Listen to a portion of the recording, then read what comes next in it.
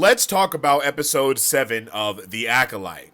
I think that this episode was actually very rich in lore and information, but at the same time, it was pretty lackluster on the facet of everything else. I'm pretty comfortable with saying that up front, they gave us all of the answers that we have been needing, except all the stuff about Quimir, and that just had me very perturbed for the entirety of the episode. I found myself multiple times just kind of waiting for Quimir to be off in the right hand side, or for him to just pop out of nowhere, because I feel like up until this point they have very heavily almost teased to us that he knows everything that was going on because he was there. And the fact that we got this entire flashback episode with not a hint of him being anywhere nearby, that definitely rubbed me the wrong way. I've seen some people complain about the fact that this episode is a flashback, and that actually wasn't a big issue to me. I appreciate the flashback. I appreciate seeing this entire episode from the Jedi's perspective. That's what I expected from this episode. I just also expected to see more point of views other than the Jedi. Like,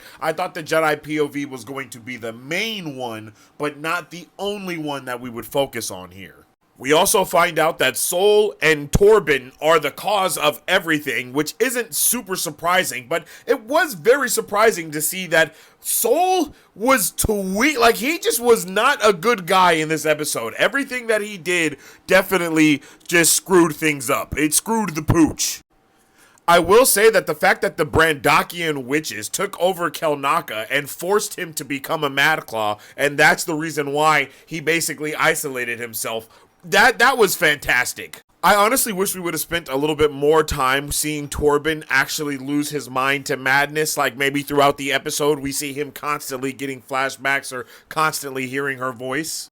Even though they gave us so many answers, they still didn't answer a lot of the main questions that I really wanted answered in this episode, so we didn't have to have them answered within the season finale. There's literally only one episode left, and we're gonna have to spend the majority of that time finding out all the other answers of what's going on with Quimir.